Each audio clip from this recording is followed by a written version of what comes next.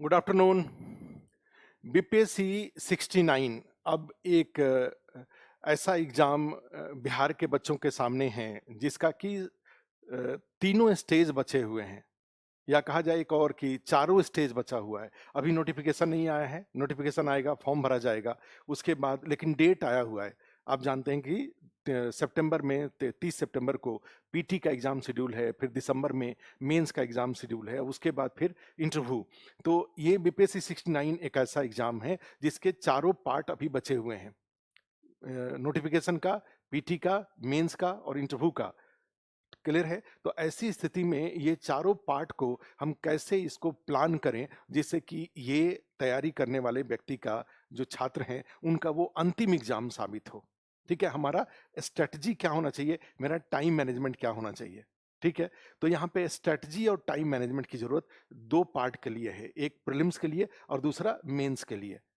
अभी के टाइम पे आने वाले दिनों में 4 महीने का अभी भी टाइम है, जून, जुलाई, अगस्त और सितंबर। ये 4 महीने के टाइम में आपका स्ट्रेटजी क्या होना चाहिए, टाइम मैनेजमेंट किस तरीके से होना चाहिए। तो यहाँ पर ये है कि स्टूडेंट्स कई तरीके के हैं बीपीएससी का, जो 69th के एग्जाम को अप्रोच कर रहे हैं। उनमें एक कैटेगरी ऐसा है जो सीडीपीओ का एग्जाम दिया था, दुर्भाग्य से उनका मेंस नहीं हुआ है। जो 67 का एग्जाम मेंस का दे रखे हैं, 68th का जो मेंस का एग्जाम भी दे रखे हैं, एक कैटेगरी ऐसे लोगों का है। एक दूसरा कैटेगरी है जो कि अभी मेंस नहीं, जिनका कि पीटी ही नहीं हुआ था और उनको इस बार 69th का पीटी देना है। और एक कैटेगरी ऐसे स्टूडेंट्स का है, ठीक है, लेकिन जो दूसरा कैटेगरी मैंने बताया उनका पीटी का प्रिपरेशन था, 2 4 5 मार्क्स से उनका नहीं हो पाया था। और तीसरा कैटेगरी एक ऐसे स्टूडेंट का है जो पहली बार 69th का एग्जाम देंगे। तो तीनों के लिए टाइम मैनेजमेंट किस तरह का होगा और स्ट्रेटजी किस का, क्वालिफाई करने वाले स्ट्रेटजी क्या होंगे पीटी और मेंस को लेकर के, आज इसी विषय पे एक संक्षिप्त चर्चा कर रहे हैं, एक ब्रीफ डिस्कशन कर रहा हूं। यहाँ पे जो आपका स्ट्रेटजी वाली जो बात है, ठीक है, उसमें तो यही है कि भाई अधिकतम प्रश्न मेरे कैसे सही हों। कट ऑफ आप जानते हैं कि जब से निगेटिव मार्किंग आया और अब जो आने वाले दिनों में ई ऑप्शन भी हट जा रहा है, 4 ही ऑप्शन रहेंगे। तो 4 ऑप्शन रहेंगे तो ई के कारण जो बहुत सारे झमेले होते थे, वे झमेले खत्म हो जाएंगे। ठीक है, लेकिन निगेटिव मार्किंग का 4 ऑप्शन होने से निगेटिव मार्किंग का वेटेज बढ़ जाएगा। ठीक है, तो ऐसी स्थिति में आपका प्रिपरेशन का अप्रोच क्या होगा। तो मैं हमेशा से इस बात का समर्थक रहा हूं कि 10 चीज को एक एक बार पढ़ने के बदले एक चीज को 10 बार पढ़ना। ठीक है, जैसे मैं यहीं पे अगर जाऊं और ये आपको बताऊं कि भाई हमेशा एग्जाम हॉल में, तो एग्जाम हॉल में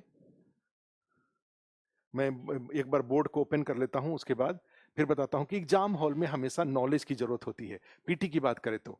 ठीक है, तो इसमें ये अगर एग्जाम हॉल मैं मान लूं, एग्जाम हॉल है और एग्जाम हॉल में हमेशा क्या चाहिए, यहां से क्वालिफाई करने के लिए, ठीक है, क्वालिफाई करने के लिए क्या चाहिए आपको, आपको यहां पर नॉलेज चाहिए,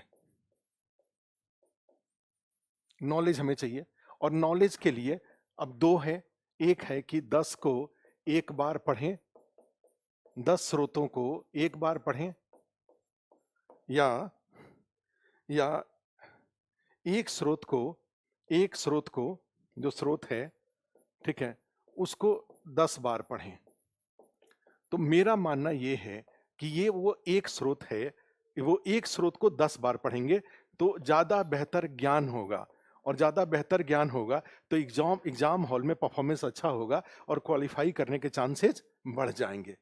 ठीक है, लेकिन अब समस्या यहीं पे आता है कि चाहे पीटी हो, चाहे बीपीएससी 69th का पीटी हो, चाहे मेंस हो, ठीक है, तो ये दोनों में इस ज्ञान के लिए जो इस एक स्रोत की मैं बात कर रहा हूं, ये एक स्रोत कहां से आएगा।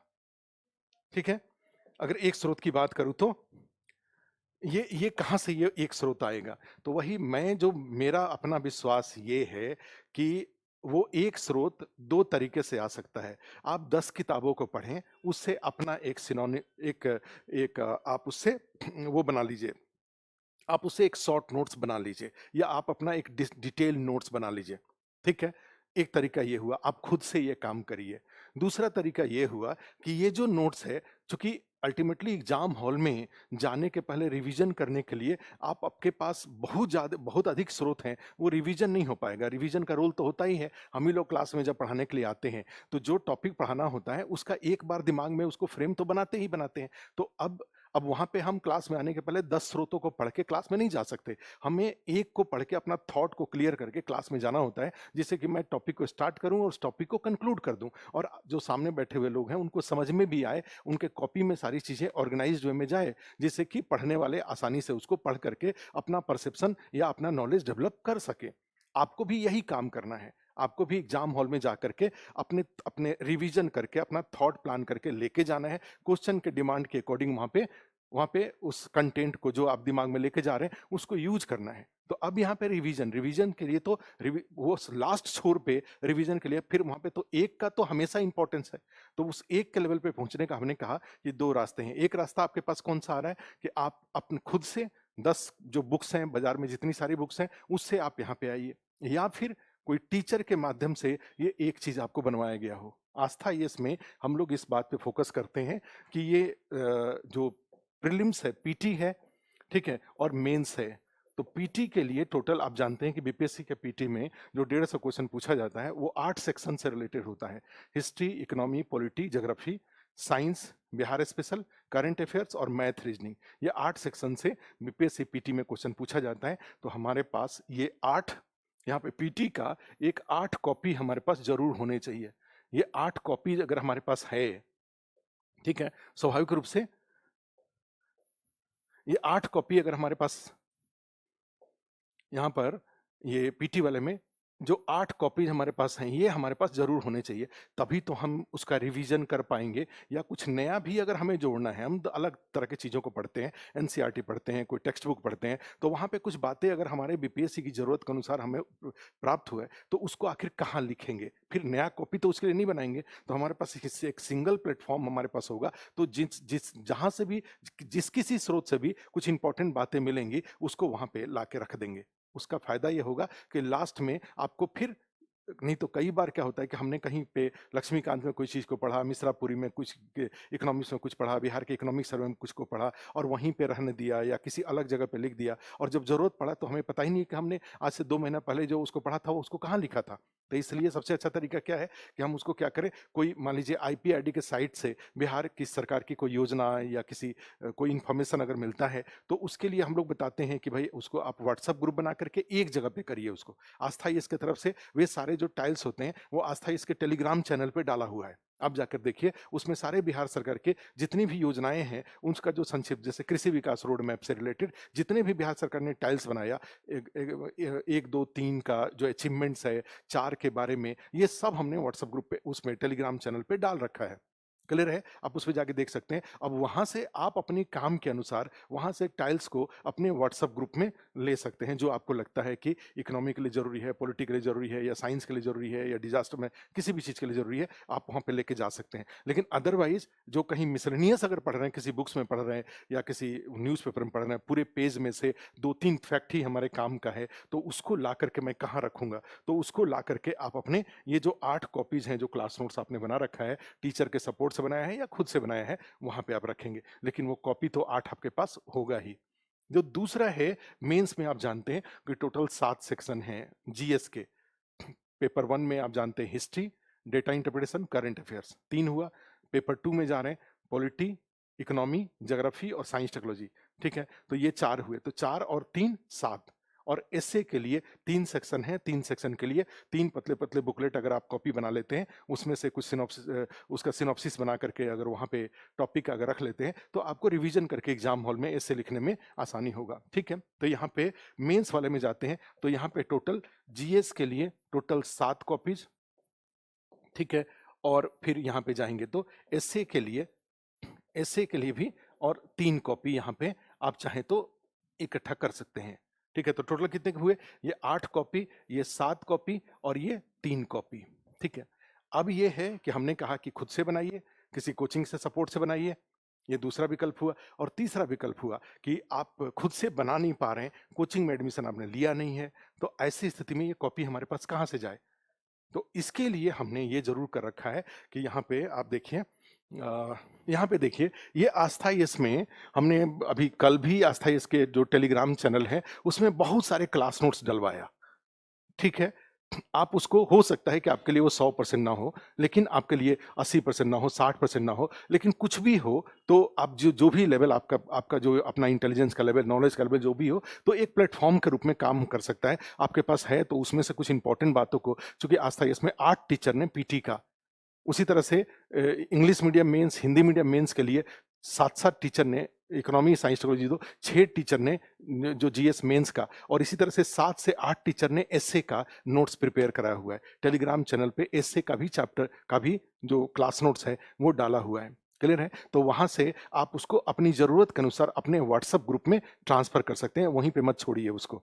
अदरवाइज़ जो बिल्कुल लेटेस्ट है, जो अभी क्लास जो चले हैं, वो जो क्लास उसके लिए पीटी के लिए, मेंस के लिए, ये जो आस्था इसके क्लास नोट्स हैं, ये सब हम ग्रुप में फिर से उस पे डलवा देते हैं, टेलीग्राम चैनल पे डलवा देते हैं, या आपको अगर लगता है कि आपको व्हाट्सएप पे चाहिए, तो व्हाट्सएप पे चाहिए तो फिर यहाँ से आप इस नंबर पे, ये जो यहाँ पे ऑफिस का आस्था इसका जो ऑफिशियल नंबर है 9540444460, या ये 8800233080, इस पे आप व्हाट्सअप कर दीजिए, मैसेज कर दीजिए, वो ये व्हाट्सअप ग्रुप बना देंगे, व्हाट्सअप ग्रुप में ये सारे नोट्स को डाल देंगे, ठीक है? आप वहाँ से ले सकते हैं, तो या तो टेलीग्राम से ले लीजिए, या यहाँ से नंबर लेकर के आप 2 चीज़ आस्थाई से ले सकते हैं। एक होता है जो क्लास नोट्स, इसके लिए कोई चार्ज नहीं है, ये पीडीएफ आपको चला पीडीएफ वो शेयर कर देंगे, क्लास नोट्स, और पीछे जो सारे टेस्ट हुए हैं आस्था इसमें, जो पीटी का टेस्ट हो रहा है, फुल टेस्ट हुआ, इकोनॉमी का टेस्ट हुआ, पॉलिटिक्स जो भी टेस्ट हुए हैं, वे सारे का टेस्ट पेपर विथ एक्सप्लेनेशन वो भी वो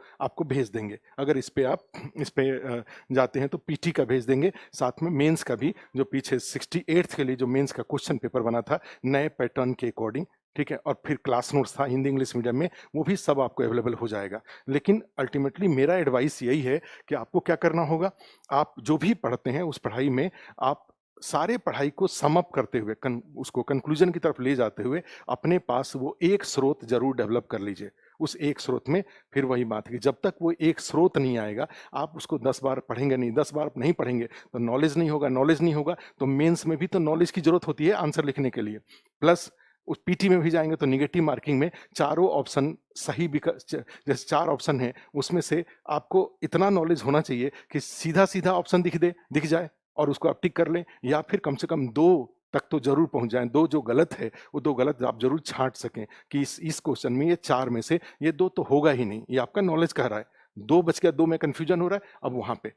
अदरवाइज़ सबसे अच्छा तरीका होता है कि इतना नॉलेज आपको हो, इतनी बार आप एक स्रोत को पढ़े रहें कि कम से कम उसमें से क्या हो कि एक ऑप्शन सीधे-सीधे आपको दिखाई दे। तो ये जो अस्थायी इसका जो नोट्स आपको दिखाई दे रहा है पीटी का, ये पीटी का नोट्स, ठीक है? क्लास नोट्स है ये हिंदी मीडियम का, भारत के इतिहास का, इसी में class notes English medium PT, ये बिहार स्पेशल का। तो ऐसे जो भी सारे नोट्स हैं, वो सब नोट्स आपके पास व्हाट्सएप ग्रुप में चला जाएगा, ठीक है? पीटी के लिए भी, मेंस के लिए भी।